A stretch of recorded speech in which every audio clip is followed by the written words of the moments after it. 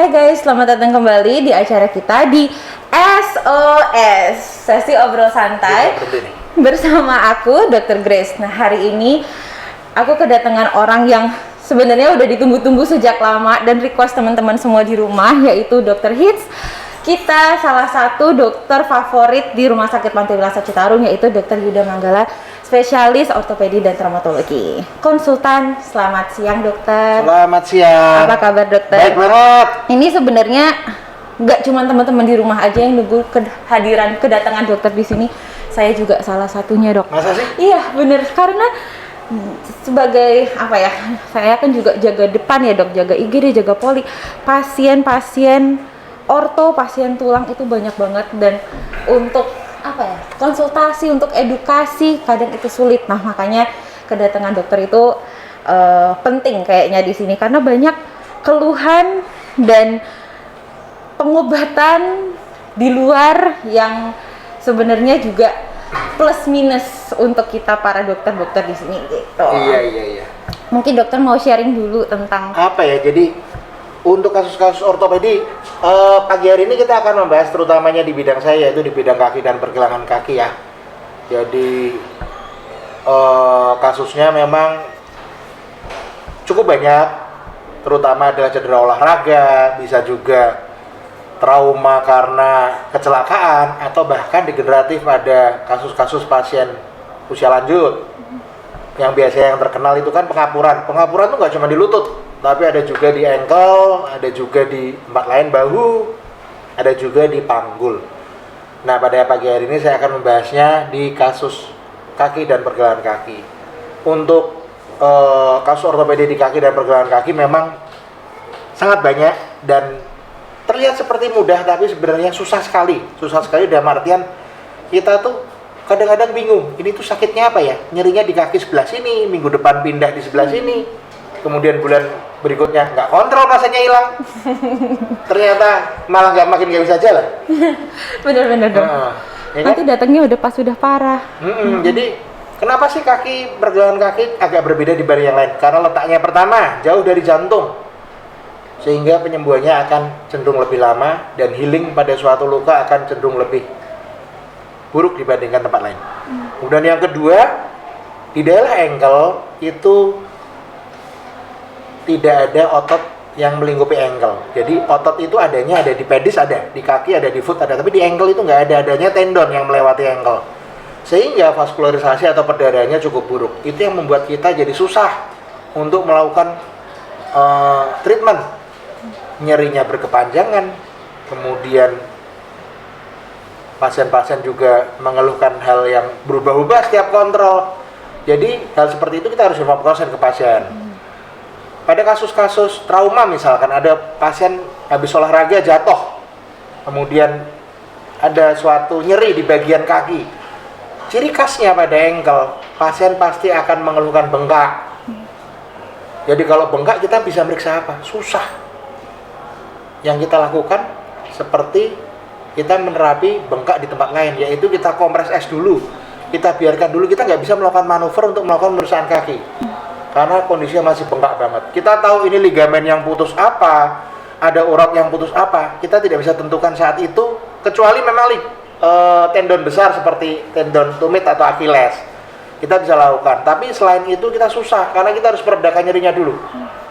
Begitu juga dengan kasus-kasus trauma patah tulang di ankle, itu lebih bijak kalau kita melakukan tindakan setelah nyerinya reda.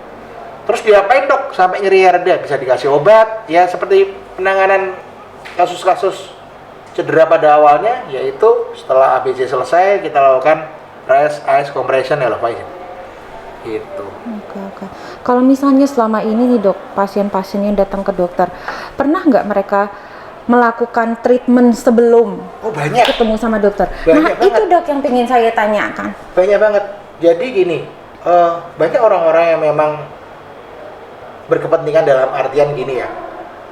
Ada juga pihak ketiga yang mungkin memang mencari uang atau punya pekerjaan lain yang berhubungan dengan tindakan alternatif tersebut. Yes.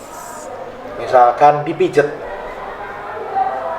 Alangkah baiknya kalau kita sebelum ke tempat pijat itu kita tahu dulu sebenarnya kaki kita kenapa sih. Betul. Kalau memang nggak ada problem, nggak ada masalah, kalau mau pijat capek silahkan. Karena pun mereka mencari rezeki untuk kehidupannya sehari-hari. Jadi toh kita nggak bisa mematikan rezeki atau pekerjaan orang lain. Jadi sah-sah aja.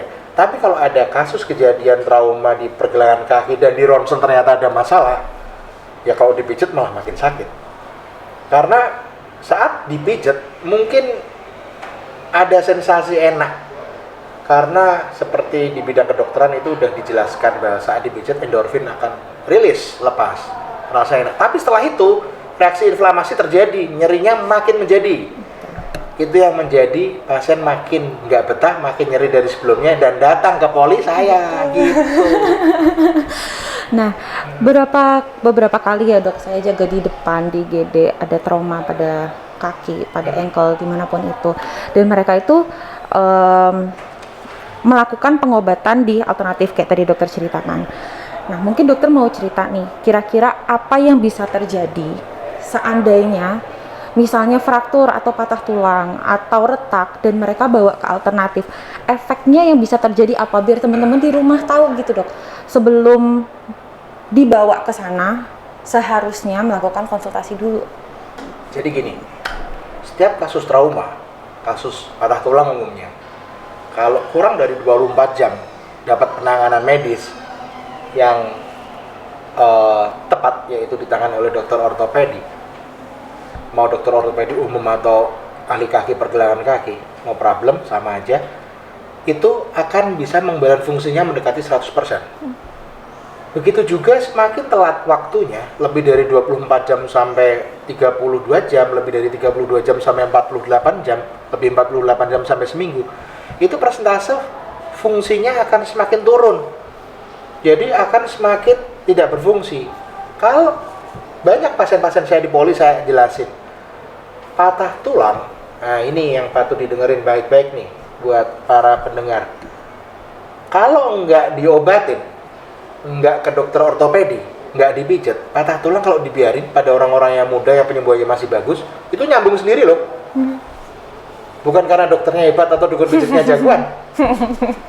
Tapi yang jadi pertanyaan pasti dia akan datang lagi berapa hari kemudian atau berapa bulan kemudian. Kenapa nggak bisa ditekuk? Kenapa nggak bisa jalan? Kenapa ini? Kenapa itu? Dan selalu jadi tanda tanya. Karena fungsinya tidak pernah kembali. Tugas kita di medis itu untuk mengembalikan posisi tulang seanatomis mungkin untuk mendapatkan fungsinya semaksimal mungkin. Kalau hanya cuman kalau kata pasien-pasien saya ditota aja, didemek-demek aja, didemek-demek, dipegang-pegang. Jadi terus gimana? Akhirnya jadinya kaku. Kalau kaku ya kayak tunggalnya kalau bahasa Jawa bilang. Dibiarin juga nyambung kok, tapi ya kaku. Jadi yang kita lakukan di Inform Konsen selalu ngomong bahwa yang kita lakukan itu pengen mengubah fungsinya. Tapi kalau pasien datang jatuhnya 8, saya pernah dapat pasien 8 tahun yang lalu jatuh, sekarang masih nggak enak dan akhirnya minta dioperasi. Saya jelasin, ini udah 8 tahun yang lalu, kepuasanmu pasti akan turun karena fungsi nggak akan pernah kembali seperti semula. Orang kurang 24 jam aja mendekati 100% kok, apalagi yang lebih dari udah sampai 8 tahun, terus gimana? Tapi akhirnya setelah diskusi dengan pasien akhirnya menyanggupi ya kita operasi. Dan senang juga ternyata kondisinya jauh membaik daripada dulu, biarpun mungkin nggak kembali 100% ya. Oke. Berarti prognosisnya bagus ya dok, kalau misal. Nah itu yang perlu digarisbawahi adalah ketika terjadi suatu trauma, apalagi kalau misalnya itu udah jelas patah, udah ada tanda-tanda patah tulang kayak tadi yang dijelaskan sama dokter Yuda, jangan langsung dibawa ke tempat alternatif karena fungsi tulang, maksudnya fungsi kaki ya, terutama kita bahasnya kaki ya, sebagai tumpuan itu kan penting. Jadi yaitu menghindari terjadinya efek samping di masa depan. Nah ini dok yang sering terjadi ya dok, adalah ketika kita edukasi ke pasiennya, ini patah atau retak atau apapun itu, kemudian pasien langsung takut ketemu sama dokter karena takut langsung dioperasi. Bener banget tuh. Pasti akan denial, kemudian pasien akan takut nyari pengobatan alternatif. Tuh. Tidak semua tindakan ortopedi dengan operasi. Apalagi di kaki. Jadi nggak selalu dengan operasi. Bisa nggak sih dipasang gip? Bisa banget. Bahkan di elastik verban aja nggak usah di gip, bisa juga. Yang agak susah pada penanganan cedera pada pergelangan kaki adalah ligamen yang putus bagian atau putus total. Itu keluhannya beda sama pasien-pasien yang mengalami trauma patah tulang atau retak tulang. Pada patah tulang atau retak tulang, pasien pasti kelihatan nggak bisa jalan, kalau buat jalan sakit. Pada kondisi ligamen injury atau cedera pada ligamen, pasien mungkin akan mengalami nyeri 3-4 hari, 5 hari di fase hematomnya dia, sampai fase inflamasi.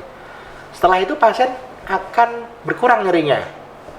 Tapi ada keluhan lain yang datang, yaitu unstable, nggak stabil.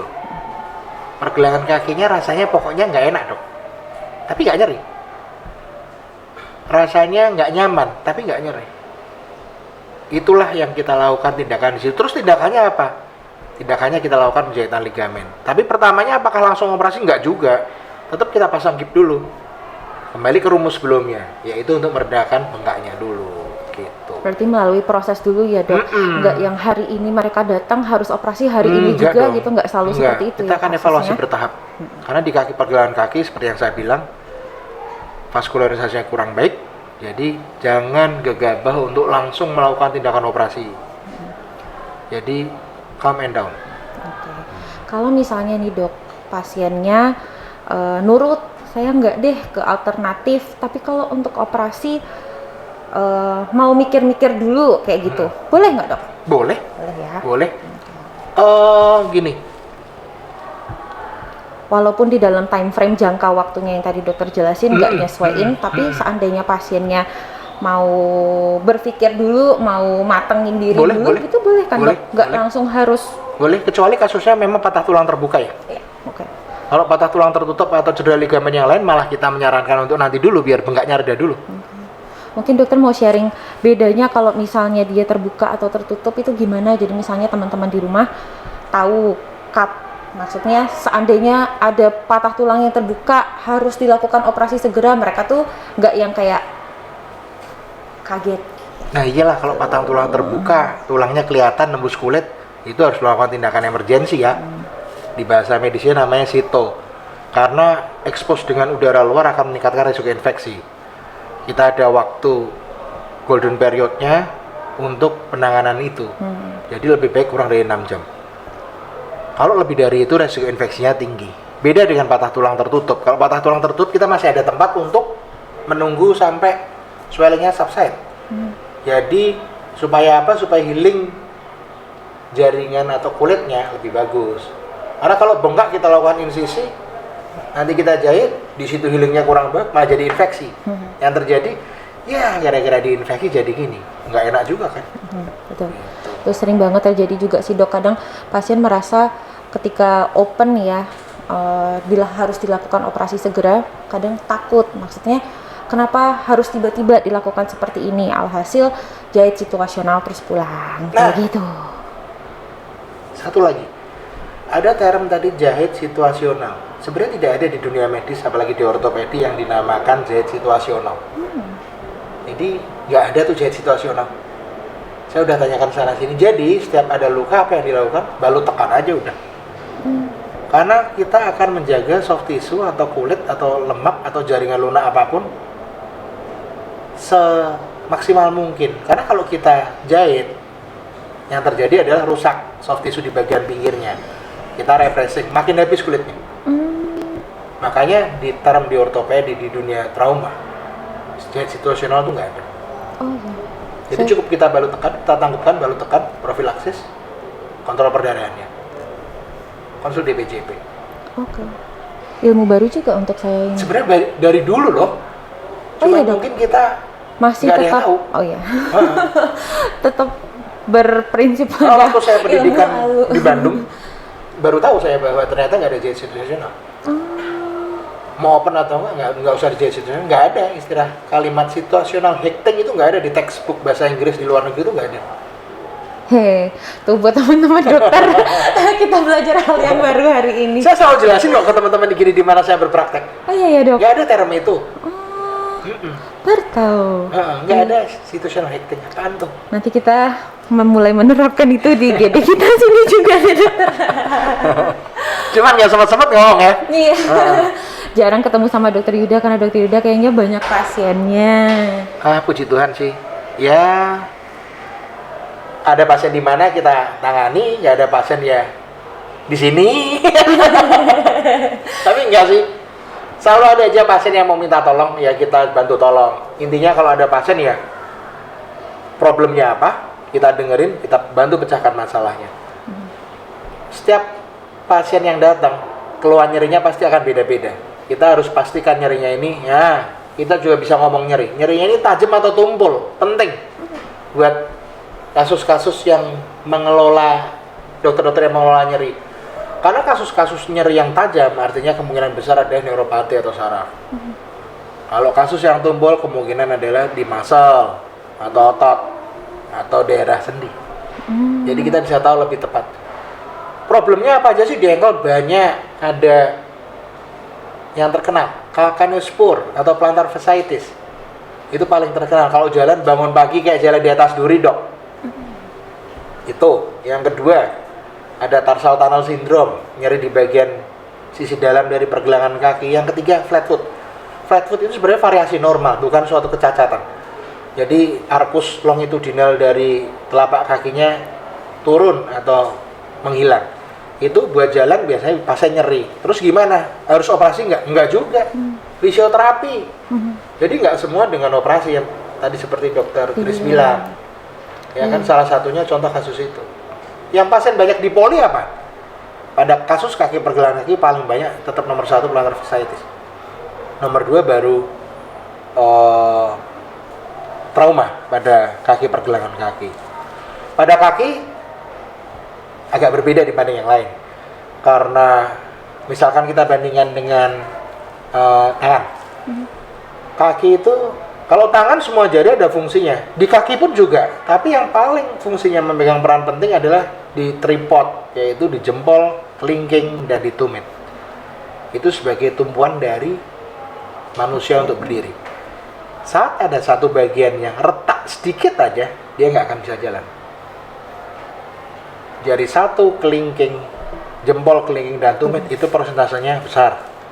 Kalau di tangan, jempol, semua jari berguna, tapi persentasenya makin turun sampai kelingking. Tapi kalau di kaki, jempol, kelingking, dan tumit sama kuatnya. Jadi setiap ada problem di situ, pasti nggak bisa berdiri apalagi jalan. Gitu.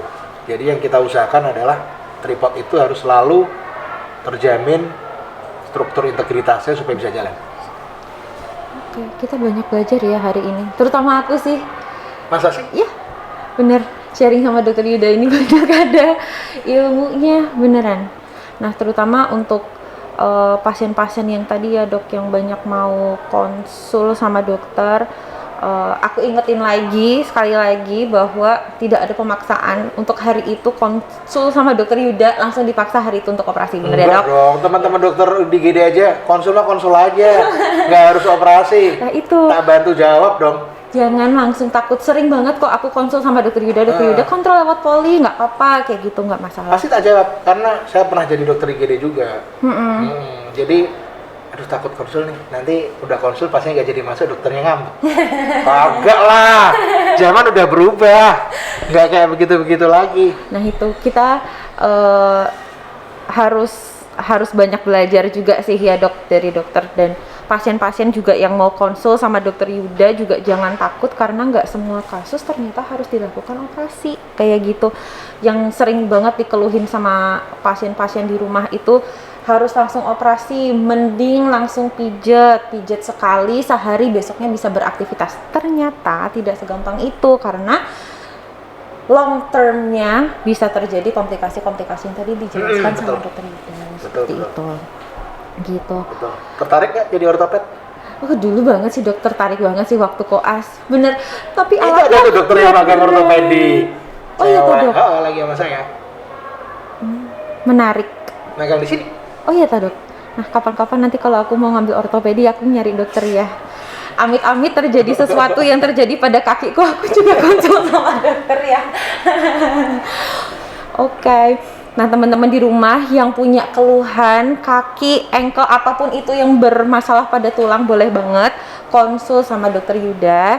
Dokter Yuda baik banget, solutif banget. Baik aja, banget sih enggak sih. Aku cita juga ada yang ngomong banget ya. bangetnya underline bold. Jadi kalau mau konsul sama Dokter Yuda dulu boleh. Dokter Yuda praktek di RSPWC hari Senin sampai Jumat jam 9.30 sampai jam setengah 2 siang. Hampir tiap hari loh. Iya. Ya? Senin, Selasa, Rabu, Kamis, Jumat, kecuali Sabtu. Sabtu bisa malam mingguan, hari malam minggu. Soalnya Sabtu saya sekolah.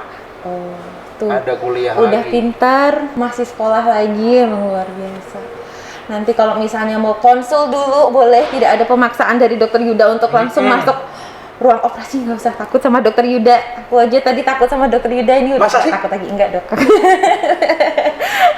Makasih banyak buat teman-teman yang udah ada buat ngedengerin hasil pembelajaran kita hari ini sama Dokter Yuda. Makasih Dokter Yuda udah sharing Sama-sama. banyak sama kita. Sebenarnya banyak yang bisa diceritain sih. Cuman sekarang topik hangatnya kan Alternatif. apa? Food case and alternative. Iya, foot ankle case. Jadi kurang lebih itu sebenarnya ada banyak di tempat lain ya. Misalkan di lutut, di panggul atau di bahu, itu banyak juga. Nah mungkin next time kita hadirkan lagi Dokter Yuda. Biasanya kita open kolom komentar di Instagram buat teman-teman bisa nanya sama dokter punya open keluhan aja apa, semua. keluhan apa kayak gitu. Nggak apa-apa. Tuh next time ya dok ya. Nanti kita undang boleh lagi. banget. Sekalian nanya apa, interaktif lah sama teman-teman di rumah, mau bertanya apa sama Dokter Yuda, anggap Anggap aja abang konsultasi sendiri. online. Oke, nggak sabar buat ketemu sama Dokter Yuda lagi next time di acara SOS. Sampai bertemu next time. Pakai gini nggak? Oh ya boleh. Oke. SOS. Dadah.